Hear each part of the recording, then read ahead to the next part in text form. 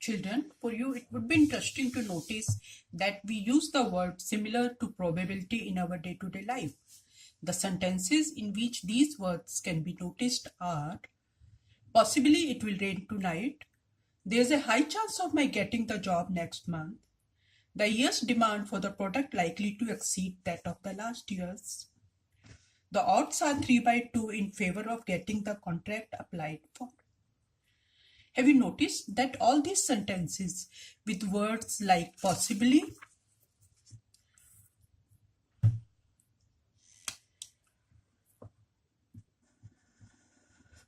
high chance, likely, odds are expression indicating a degree of uncertainty about the happening of the event. All these words convey the same sense as that of probability. The concept of probability is as old as the 16th century. At that time also, people started to quantify risk and apply it into day-to-day life. There is a 50-50 chance that the stock market would reach the all-time high. And our life would have been simpler if we know our future. But it doesn't happen. Some of you may have heard your father losing in the stock market and discussing that he failed to consider all of the information of the market before making any decision. Similarly, if you didn't bother about the clouds and got caught up in the rain, it would be because we simply forget to take raincoat or umbrella. Then, what is the probability? Probability is nothing but a numerical statement about the likelihood that an event will occur. It is assigning the numerical value to the degree of uncertainty. Probability is a very important branch of mathematics. Probability is in between 0 and 1. Probability 0 means that an event is never expected to occur. And probability of 1 means that an event is always expected to occur. Although there is a mathematics in defining the probability, but here we will study very simple method of probability, which is through logical reasoning or classical methods. These methods can be easily applied in cases of unbiased coin, dice, and playing cards. In these cases, there are equally likely chances of an event to occur. In these cases, the probability is equal to number of favorable outcomes divided by number of possible equally likely outcomes. Let's take an example of unbiased coin. When we toss a coin, either head comes or tail comes, which means that number of ways of getting a head is equal to 1, and there are possible outcomes head or tail, which is 2. And according to this, probability is equal to number of favorable outcomes divided by number of possible equally likely outcomes. Therefore, probability of head is equal to 1 by 2. Similarly, probability of tail is equal to 1 by 2. Now, let's consider the case of dice.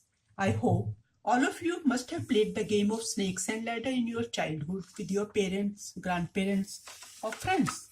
In this game, you roll a 6-sided die, this one, and there are 6 sides of it, 6 possible outcomes, and each of these outcomes are equally likely. A 6 is as likely to come as 4, and likewise for the other 4 sides of the dice.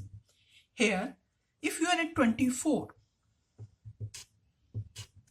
then what are the chances that you may be bitten up by a snake and will come back at 1? For this, you should get 4 in your die, and the probability of getting 4 is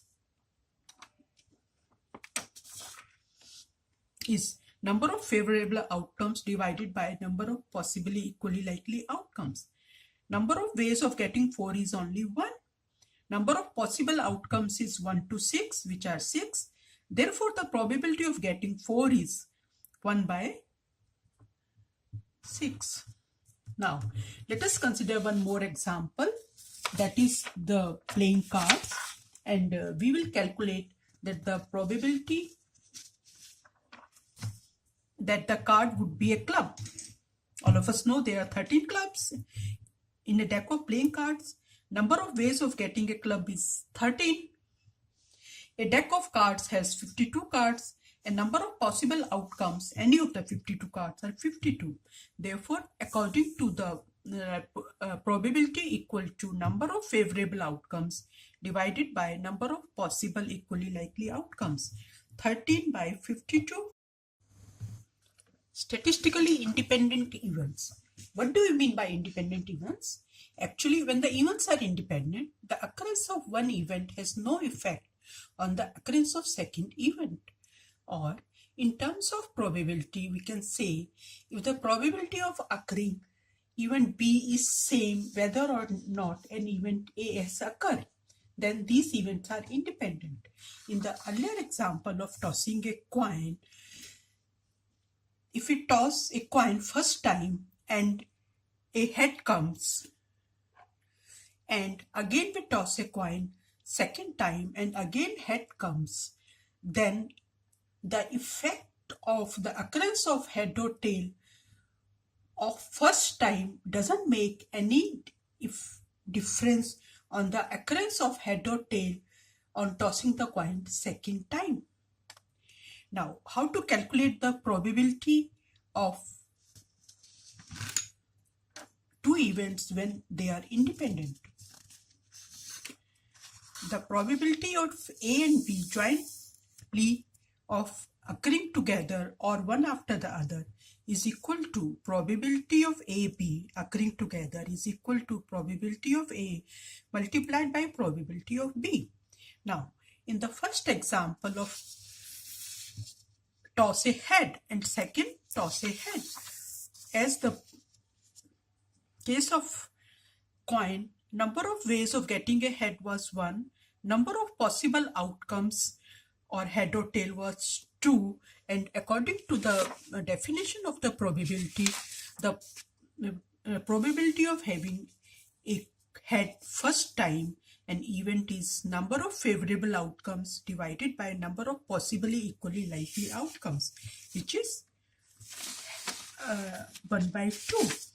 Therefore, the probability of A is 1 by 2 and probability of B is also 1 by 2. And probability of A and B, first toss is a head and the second toss is a head and the second toss is also head, is probability of A multiplied by probability of B is equal to 1 by 4. I like to take one more example of independent events. First, draw a card from a deck of 52 cards. Replace it back. We will call it event A. Then again draw a card from the deck of 52 cards. What is the probability that you draw a jack of hearts from a full 52 card deck and again draw a jack of club from a full 52 card deck? There is only one jack of hearts from a 52 card deck, therefore only one favorable outcome and 52 equally likely outcomes.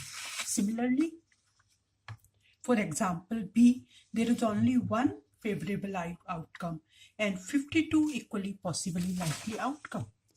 And according to the joint probability rule, we have joint probability of event A and B occurring together or one after the other is probability of A multiplied by probability of B.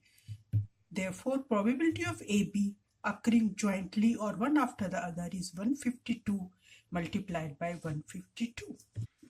Let me take one more example of joint probability of A and B when the events are independent.